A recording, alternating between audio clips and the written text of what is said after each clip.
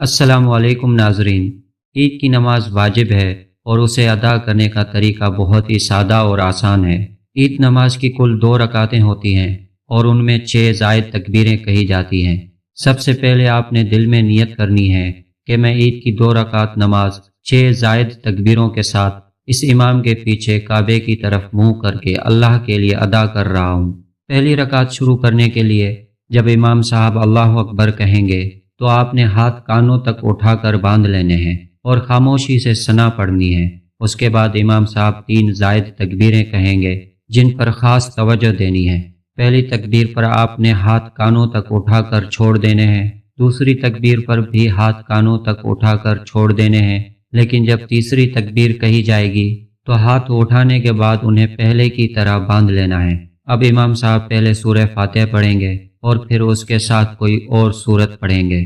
آپ نے خاموشی کے ساتھ قرأت سننی ہے، پھر عام نماز کی طرح رکوع اور سجدے مکمل کر کے دوسری رکعت کے لیے کھڑے ہو جانا ہے۔ دوسری رکعت کے آغاز میں امام صاحب سب سے پہلے سورہ فاتحہ پڑھیں گے اور پھر اس کے ساتھ کوئی اور دوسری سورت پڑھیں گے۔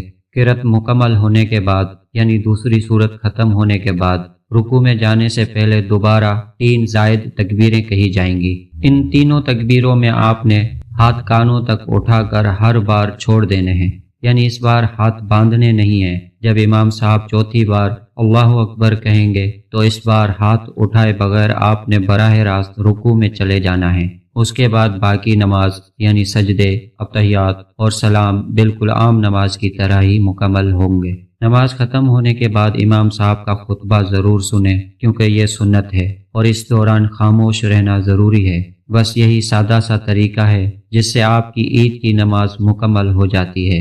آپ سب کو میری طرف سے عید مبارک۔ ملتے ہیں کسی دوسری معلوماتی ویڈیو میں، تب تک کے لیے اللہ حافظ۔